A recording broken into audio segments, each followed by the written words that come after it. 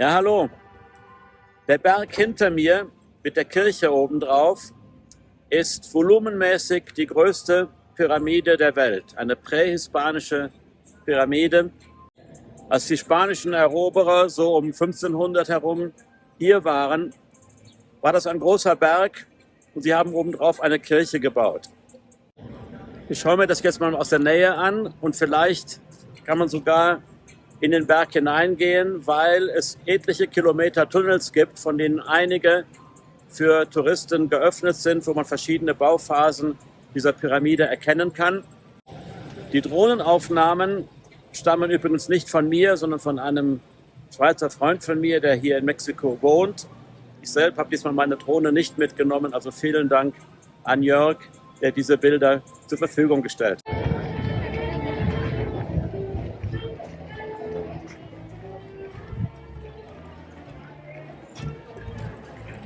Der Cholula, wo wir jetzt hier sind, ist ein Vorort von Puebla und es ist Sonntag heute, also ein beliebter Ausflugsort auch für viele Mexikaner. Touristen gibt es gar nicht so viele hier, erstaunlicherweise, obwohl es ja doch ein interessantes Bauwerk ist.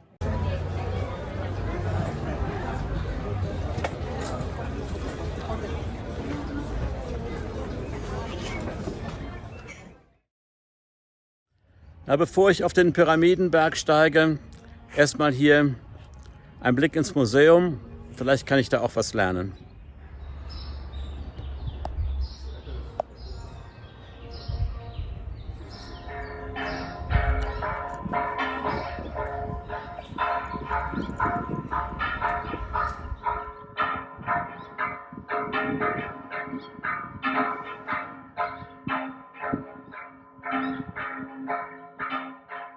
Betrifft.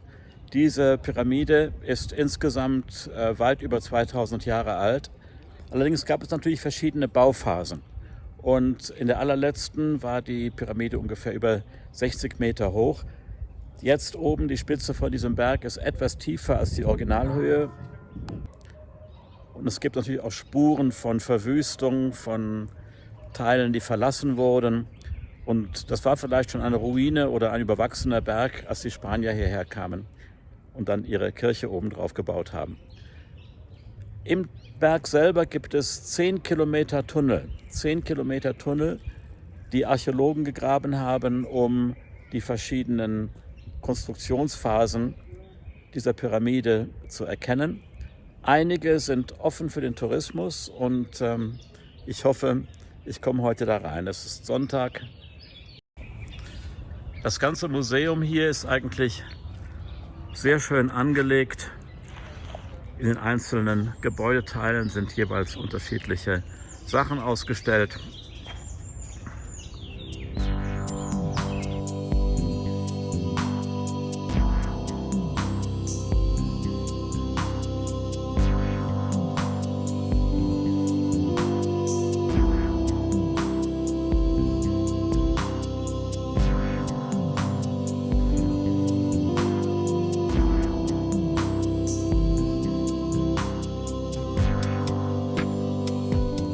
Museen, Ausstellungen ist wirklich eine Stärke hier in Mexiko. Immer wieder toll und hier natürlich speziell gut.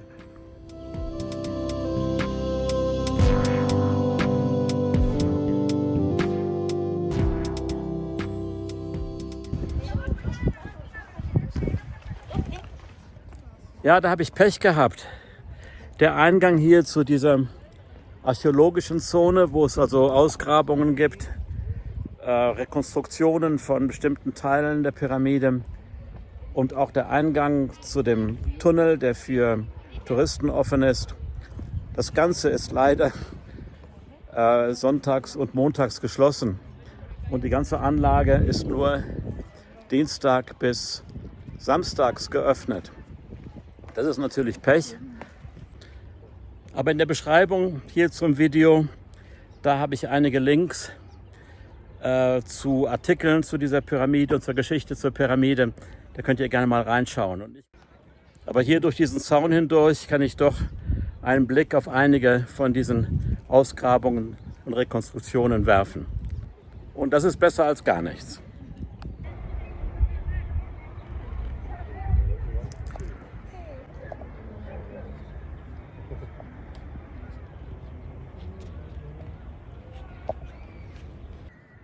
Ja, das hier ist ein großer Zeremonialplatz mit einer Art Altar und den man hier sieht von der Seite. Dieser Zeremonialplatz war immerhin so groß, dass etwa ein Drittel der damaligen Stadtbevölkerung hier Platz hatte. Also man schätzt, dass hier 7.500 Leute oder bis zu 10.000 Leute eventuell hier sein konnten. Und zur Blütezeit in der prähispanischen Periode hatte hier Cholula wohl so um die 30.000 Einwohner.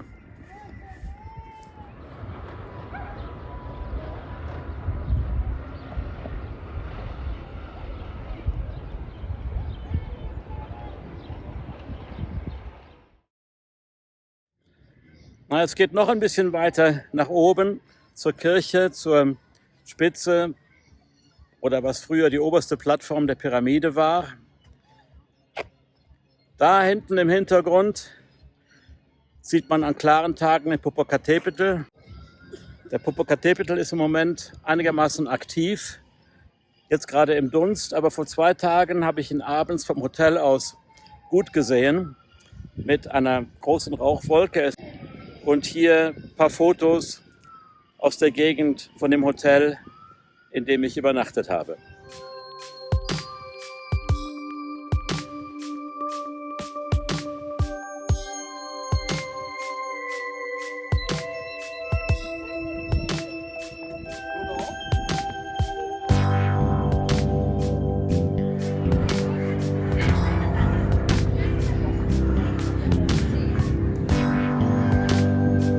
Da hier ein Blick auf Puebla.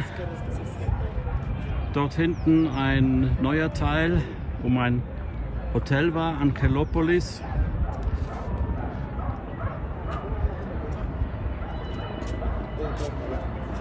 In dieser Richtung etwa die Altstadt von Puebla, wo ich ja auch einen speziellen Film drüber gemacht habe. Und das Volkswagenwerk, das große Volkswagenwerk, soll irgendwo in diese Richtung sein. Hier unten das Museum, in dem ich eben war, das war früher mal eine psychiatrische Heilanstalt.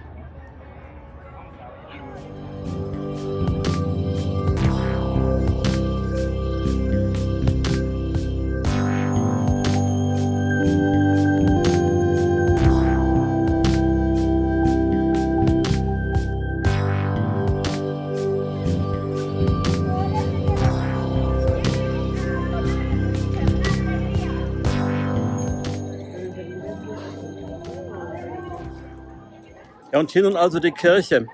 Mit dem Bau wurde 1594 begonnen, aber vorher, direkt nach der Eroberung, haben die Spanier hier ein Kreuz drauf errichtet.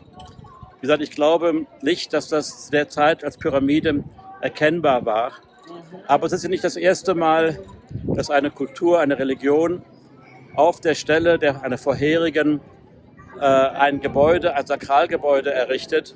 Gerade die katholische Kirche hat das ja recht viel gemacht. Allerdings in Mexiko erstaunlich wenig. Also ich kenne eigentlich keinen anderen Ort, wo auf einer alten Azteken- oder Maya-Pyramide direkt darauf eine Kirche gebaut wurde, außer hier. Selbst in Mexico City wurde die große Kathedrale nicht über die alte Pyramide der Azteken gebaut, über die große Pyramide am Hauptplatz, sondern daneben.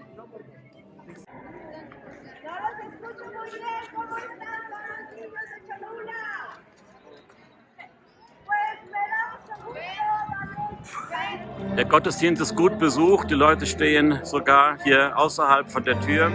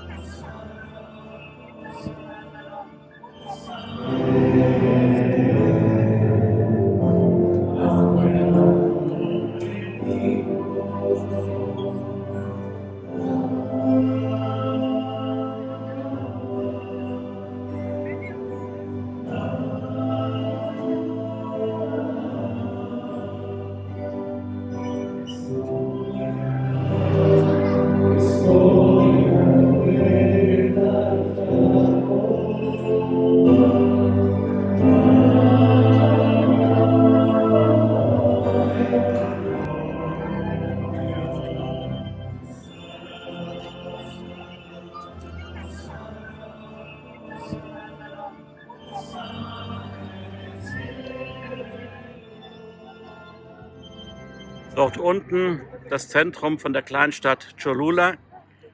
Man erkennt ungefähr, wie hoch wir hier eigentlich sind und wie hoch diese Pyramide war. Hier gibt es natürlich eine ganze Menge andere Kirchen auch. Ja, manche sagen, dass es hier in Cholula und Umgebung genauso viele Kirchen wie Tage im Jahr gibt. Also 265 Kirchen.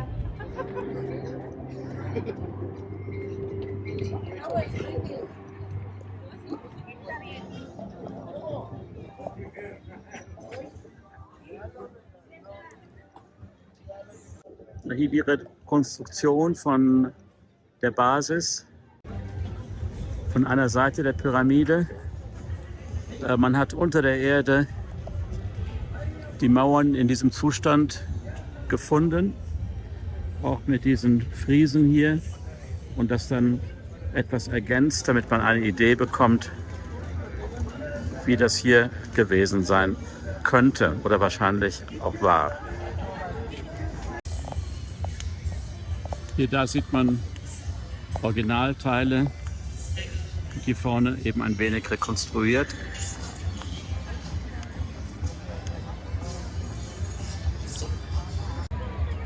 Hier nochmal ein Blick nach oben in Richtung Kirche. Und wie gesagt, hier ist allgemeiner Sonntagsausflug, Markt. Viele Leute, die einfach hierher kommen, um den Tag zu genießen, allen Dingen zu essen.